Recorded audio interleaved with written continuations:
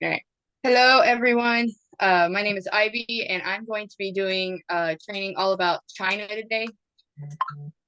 So, pandas, pagodas, and provinces, a traveler's guide to China.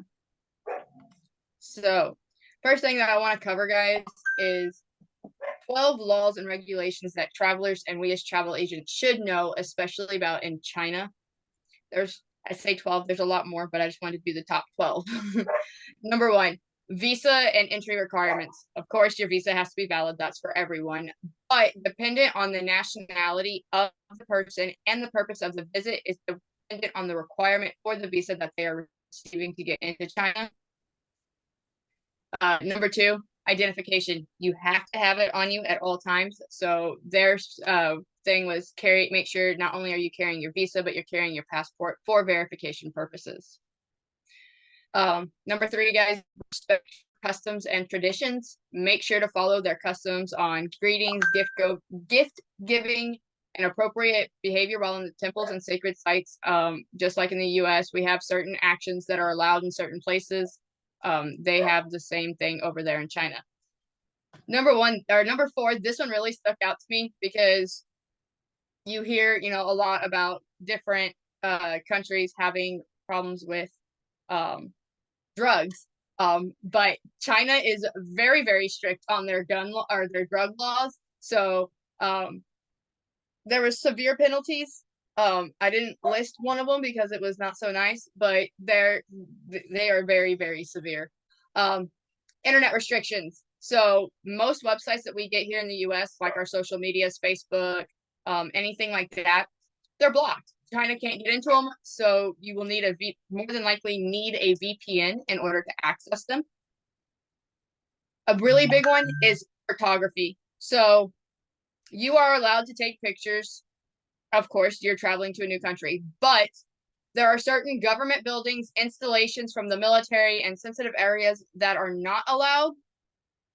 And also, like in the US, if you're going to take a picture and there is someone in the view, make sure that you are asking them if it's okay that they are in that picture before you actually take it.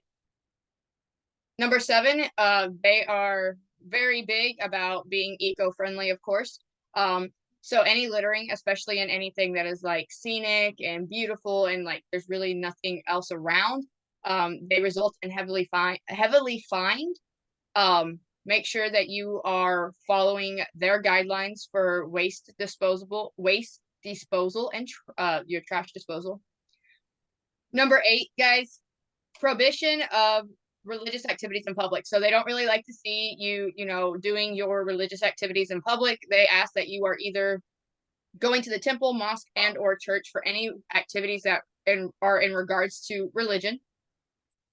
Public behavior and disruption. Just like in the US, if you are being disorderly in public, you are publicly intoxicated or causing a disturbance, you can either get fined or put in one of their detention facilities, and no one wants to be in a detention facility that is not their home. Number 10, sorry, losing my. Number 10 is prohibition of political activity. So anything that is against the government activism-wise is strictly illegal. So don't get caught up if you happen to see it. Don't get caught up in it because you could end up in jail. Now, one thing that really stuck out to me, and I highly suggest that if you have a client going to China, have them grab like a ride share or something, whatever transportation that they have over there, because you need an international driving permit in order to drive in China. And I honestly don't even know how much those cost. So that's going to be on top of the cost of the trip that they're already going on.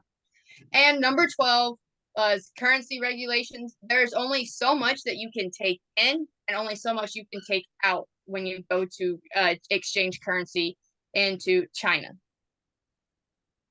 All right. Now, let's talk about the currency. So I figured we all need to know about the currency. So declaration. There is a requirement. If you are carrying anything over $5,000 in our American dollars, you have to declare it to customs when you arrive. They'll give you a form to declare it. There's not a limit on how much money you can bring over, but if it's over the amount of $5,000, you do have to let the customs know. They do have a maximum amount for leaving. You can only leave with up to $20,000 in American dollars without declaring it with customs. You also want to make sure that you are keeping records of any exchange receipts or bank statements to demonstrate the sources of funds.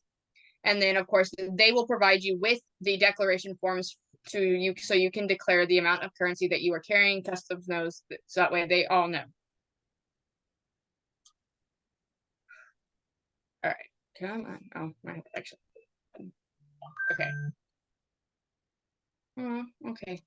So let's talk a little bit about Chinese culture. We all need to there are several different things within Chinese culture that some people might like and some might not. So it all depends on what time of the year that you are going, but majority of them will happen throughout.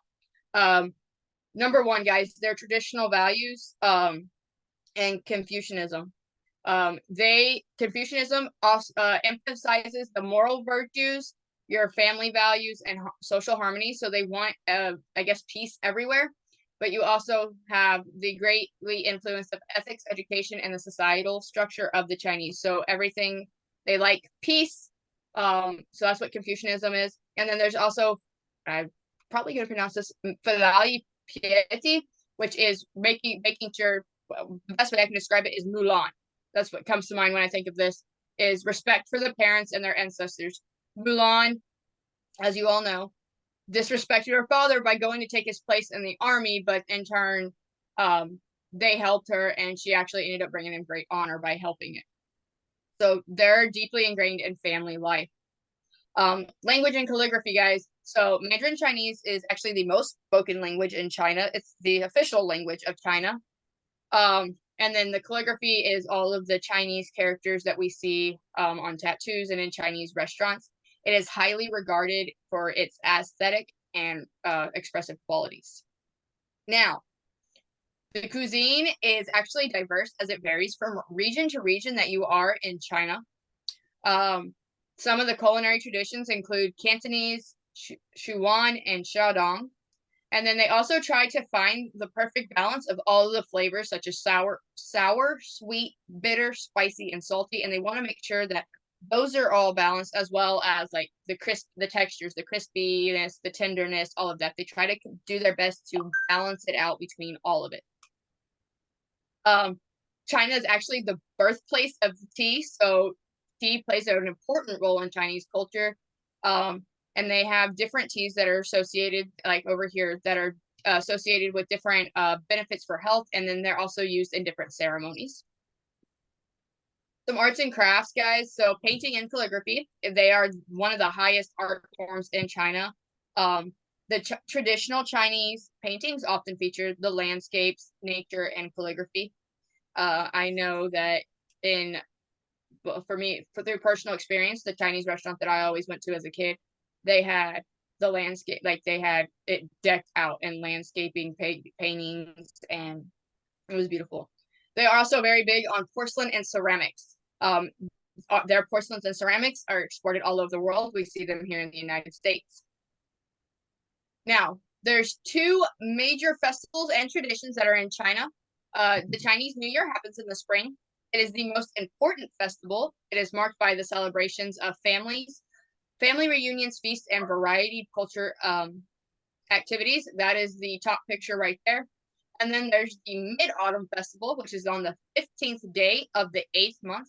This is time for enjoying family gatherings and what they call mooncakes.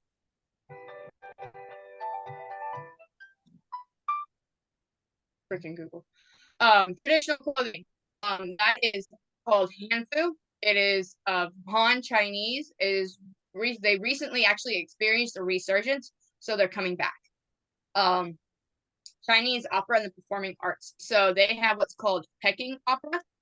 That is actually pretty much like what we would consider the acting and then the singing, how they're all different and different, like they don't combine it. In China, they do. So it's all of the music, the singing, the acting, and acrobatics all in one giant show.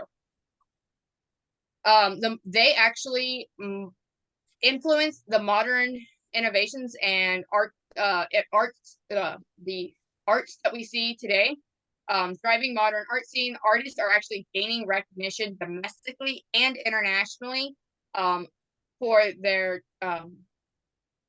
paintings and everything that they do, the music, the acrobats, all of that. And they are actually, of course, the global leader in technology and innovation. So global influence, the Chinese diaspora, this is where the Chinese culture is being spread worldwide. They actually have several vibrant Chinese communities throughout the entire world. It's not just in China, but they're expressing it's spreading throughout the world and making it even bigger, and we're able to experience it in more than just China. And then this is the Mid-Autumn Festival. I absolutely loved it. It was hard to pick a picture for that one. I will admit that. All right. Next is the Chinese cuisine. We always got to talk about the food because some people have allergies, and we want to make sure that we are able to accommodate our clients. Right there. That works. All right. So Chinese cuisine is actually renowned for its diversity, flavors, and regional specialties. It is one of the most influential culinary traditions in the world, and its various styles cater to a wide range of taste. Chinese cuisine is diverse, complex, and deeply rooted in tradition. Exploring the various regional styles and dishes is a delightful journey for any food enthusiast. So if you're a huge foodie, China is the place to go. So regional diversity, guys. Cantonese cuisine is actually known for its subtle flavors, freshness of ingredients, and dim sum. The Sichuan cuisine is renowned for its bold and spicy flavors, often incorporating Sichuan peppercorns. The Shandong cuisine is known for its emphasis on seafood, hearty soups, and a variety of different cooking techniques. And then Huan cuisine is celebrated for its spicy and flavorful dishes, and most of their ingredients, like several ingredients, chili peppers, garlic, and shallots. Now they also tried, like I mentioned earlier, they like to balance their flavors and textures. So they try to make it to where it's not overpowering on one different flavor. So make sure, like when you see it, you'll notice that, they don't overpower it with the sweet and salty, but they also make sure that it's not too crunchy, tender, chewy. They make it just right. So rice and noodles, they are actually staples in Chinese cuisine. They are the foundation of most meals, but they also provide different flavors, nutrients, and different textures. Dim sum. This is small, bite-sized portions of food that are generally in steamer baskets on small plates, generally enjoyed for breakfast or lunch. Tea culture, guys, China is the birthplace of tea, as I mentioned earlier, and it is an integral part of the culture. Different types of tea are enjoyed for their distinct flavors. So chamomile, Earl, there are so many flavors of tea, I can't even think of some. And then, of course, they all have health benefits. Excuse me. Oolong. Do what? Sorry, Heather. Oh, I'm supposed to be on mute. Sorry. Street food. Chinese cities are actually known for their vibrant food scenes. Dumplings and skewers, to bazozi, which is steamed buns and noodles. They actually offer, street vendors actually offer a wide variety that are affordable and delicious. They also have diverse ingredients, so between meat, seafood, vegetables, tofu, soy products, and different spices and seasonings. Dumplings and bun. This is a very popular and versatile dish throughout China. They come in various shapes, sizes, fillings, and different cooking methods. They can be steamed or boiled to even pan fried. Peking duck. That is, let's see here. So this is Peking duck, guys. It is a famous dish. It actually originated in Beijing. It involves roasting a whole duck until the skin is crispy and then serving it with thin pancakes, hoisin sauce, and various condiments. Then there's hot pot. This is pretty much where, it's like a potluck. It's a communal dining experience where diners cook a variety of ingredients, but they're getting cooked right there at the table. There are several desserts. These are some of them. Chinese desserts often feature ingredients like red bean paste, lotus seed paste, and glutinous rice. Popular sweets include mooncakes, tingguan, which is sweet rice balls, and various types of pastries. And then because they are a good place for foodies to go, they also place a great emphasis on the meaning of food, and certain dishes and ingredients within their cooking is associated with luck, prosperity, and celebration. All right, so next, we're going to talk about some different attractions for different kinds of people. First up, we're going to talk about garden lover tourist attractions. So first up, this is the Humble Administrator's Garden. It is the most famous classical garden. It is known for its harmonious layout, delicate structures, and exquisite landscaping. This is the Summer Palace. It is located northwest of Beijing. Ooh, click too fast. Famous for its stunning Kunming Lake, Longevity Hill, and numerous pavilions, bridges, and temples. This is Gonglei Island. It is known as the Garden of the Sea. There are actually no cars allowed on this island. It is well-preserved colonial architecture, lush greenery, and beautiful gardens. This is the Lingering Garden. It is actually known as a UNESCO World Heritage Site. It is renowned for its architectural features, intricate design, and tranquil atmosphere. And then this is the Yew Garden. It is in the heart of Old Shanghai. It has traditional architecture, rockeries, ponds, and intricate pavilions. And then this is the Classical Gardens of Suzhou. There's many gardens within this one, including a couples retreat garden and the Lion Grove Garden. So, historical buffs. I know for me, I am a history buff. I love history. So everybody, it's good to know these. So number one, of course, the Great Wall of China. This iconic structure is actually one of the world's most famous historical sites.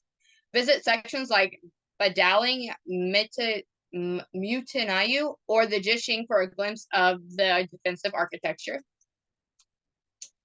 So this is Potala Palace. It is the residence of the Dalai Lama, and it is a prime example of the Tibetan architecture and culture.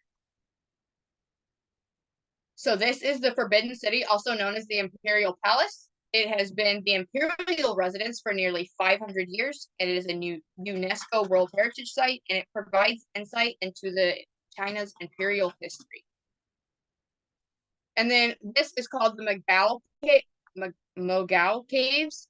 It is the 1,000 Buddha grottos because there is an extensive collection of Buddhist art and artifacts that have been collecting for over a millennium. Now, this one is for people who love the outdoors. These were just a few. There are actually like several hundred places for you to go, but I just picked a few of them. So, number one is going to be the Zhangji Haiji National Park Forest. This is known for its towering sandstone pillars, lush forest, and breathtaking scenery. This park actually serves as an inspiration for floating mountains in the movie Avatar. So this is the Julong Waterfall Scenic Area. It's located in Sichuan. It is in the Sichuan province. This area boasts of a magnificent waterfall surrounded by lush forest, providing opportunities for people who like to hike and relax. So this one is the Jade Dragon Snow Mountain. It's actually located in Yunnan. This range of mountains is known for its glacier-capped peaks, alpine meadows, and rare wildlife. And it's awesome for people who love hiking and trekking, no matter what the skill level. And then lastly, this is the Hunlebir Grasslands. It is in Inner Magnolia. This vast grassland is perfect for horseback riding, camping, and experiencing the traditional Mongolian way of life. So these are just some tips for booking China. You want to make sure that you are staying informed of the visa requirements for your client's nationality. So it always depends on their nationality, and you want to make sure that you are providing clear guidance on the application process and any necessary documents. You also want to know the best time to visit. So make sure that you are familiarizing with China's climate and the peak tourist season. That's going to help plan the trips that align with your client's preferences and interests. You also want to offer cultural insight and advice. So make sure that they know the appropriate dress codes, local customs, and basic Mandarin phrases. This will actually help them navigate interactions in China more frequently or more efficiently, especially if they don't know if they get lost, they can reach out to someone.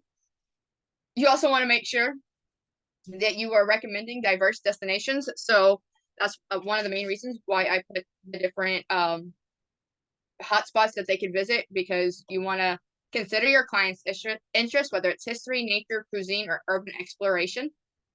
You want to select your accommodations carefully. There are so different ways that you can go about getting a hotel in China. It can be like, a little small room, one room thing on a floor, or it can be, an entire house, depending on where they are staying and how close they are to the city. But they have a style for any budget and location of where they are going. You want to arrange the guided tours. We actually have guided tours for, like, they have a foodie tour to where you spend like 2.5 hours walking down a street just looking and tasting different foods, and you can have like 20 dishes in that 2 hours. So make sure that you have booking the guided tours, because that'll really help especially for key attractions or language barriers. It will ensure that your clients are getting the most out of their visit. You also want to make sure that you stay up to date on safety and health recommendations. That's pretty much everywhere now, especially with COVID going around. You want to advise on the currency and payment methods. So you want to inform your clients about the currency exchange options, availability of ATMs, and recommended payment methods in China. You want to make sure that you arrange the transportation, whether it's booking flights, trains, or arranging transfers from the airports or the train stations to their accommodations, or even to the tours that you have booked them for. If you have been to China, or even if you haven't, you can look it up, but offer local tips and recommendations for restaurants, shops, and different hidden gems that may not be well known to different tourists. You want to make sure that the itinerary and documents that you have provided for your clients are very well organized and with the essential details that they need for the accommodations, tour, and emergency contacts. You want to make sure that you are available during their trip, and then offer any support in case of any unexpected situations or emergencies. And then you also want to make sure that you encourage open communication for after the trip to see what worked well and where there might be room for improvement. So now, any questions?